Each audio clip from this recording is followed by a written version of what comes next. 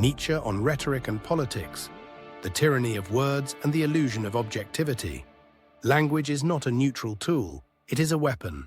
It does not simply convey facts, it persuades, manipulates, and imposes order onto chaos.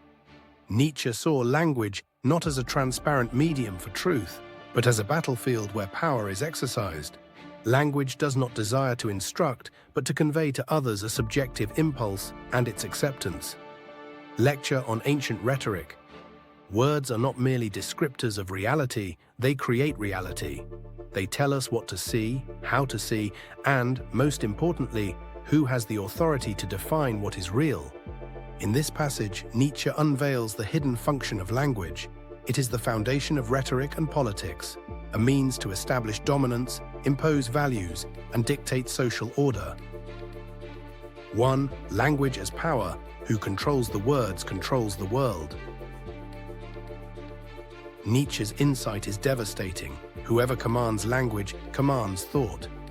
Words do not float in an abstract, apolitical realm. They are forged in the crucible of power. Whoever uses language is invoking a set of tropes that reiterate who has power and who does not, on truth and lies in a non-moral sense. Example, think of the political use of language today. Governments do not say they are spying on their citizens. They call it national security. Billionaires are not called oligarchs. They are called job creators. Wars are not described as aggressions. They are humanitarian interventions. Every word is a choice, and every choice reveals who benefits from that choice. Language is not a mirror of truth. It is an engine of power. Nietzsche saw how priests, rulers, and intellectuals have always controlled words to shape how people think. The Church called its doctrines divine truth. The state called its decrees law, and philosophers called their interpretations reason. But none of these were objective. They were assertions of authority. The construction of a pyramidal order according to castes and degrees, the creation of a new world of laws, privileges, subordinations, and clearly marked boundaries, on truth and lies in a non-moral sense. The world is not naturally divided, it is named into divisions by those who wish to rule. 2. The rhetoric of morality. Why ethics is a political tool. Nietzsche takes this further. He argues that moral concepts are not timeless truths, but political inventions. Consider the labels selfish and unselfish. Are these objective descriptions of behavior? Number, they are evaluations, loaded with social expectations. To call something selfish is to condemn it, while calling it unselfish is to praise it. But who decided this? Nietzsche reveals the political nature of moral language. Deciding to call some behaviors selfish or unselfish is actually a political move. On the genealogy of morality.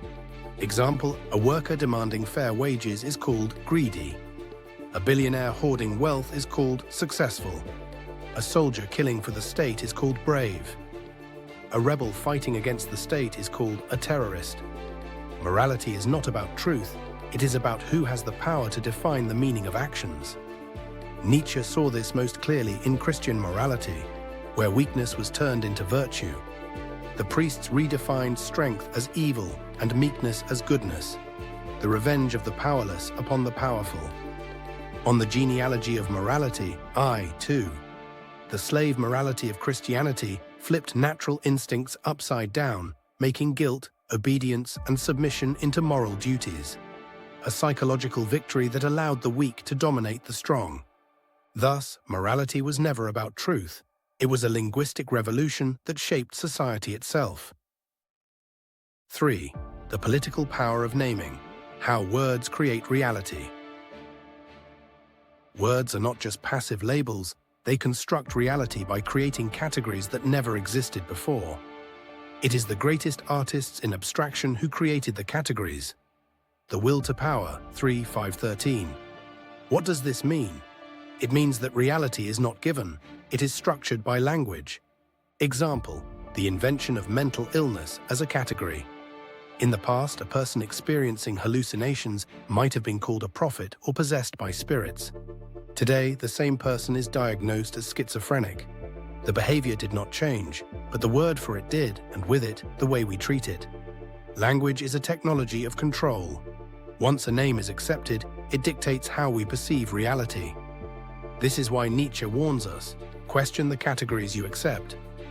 With every new piece of knowledge, we stumble over petrified words and mummified conceptions, and would rather break a leg than a word in doing so. Daybreak I, 47. 4. Escaping the prison of language. Can we speak without being controlled? If all language is rhetorical, if all words are shaped by power, then is there any escape? Nietzsche does not believe in pure, objective speech, but he does believe in a higher way of speaking, the way of the artist, the creator, the free spirit. We can destroy only as creators. It is enough to create new names, new estimations, new probabilities, in order to create in the long run new things.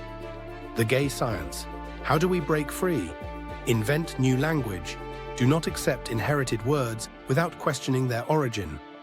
Recognize the rhetorical nature of speech. Do not mistake persuasion for truth. Use language as an artist, not as a slave. Shape words to liberate, not to constrain. Nietzsche himself wrote in poetic, explosive, aphoristic language precisely because he understood that logic alone cannot break the prison of words. Only art, myth, and metaphor can transcend the limitations of inherited speech. Language is not only a practical tool for survival, but a means for creation, for beauty. On truth and lies, in a non-moral sense. Final thought. Are you using language, or is language using you? Nietzsche does not merely ask us to think critically about words, he asks us to rebel against them. Because if language is a tool of control, then to speak differently is an act of revolution. So ask yourself, are you speaking freely? Or are you merely repeating the words of those who wish to control you? Nietzsche's challenge is clear. Question every word, break every chain, and become the creator of your own reality. Fire.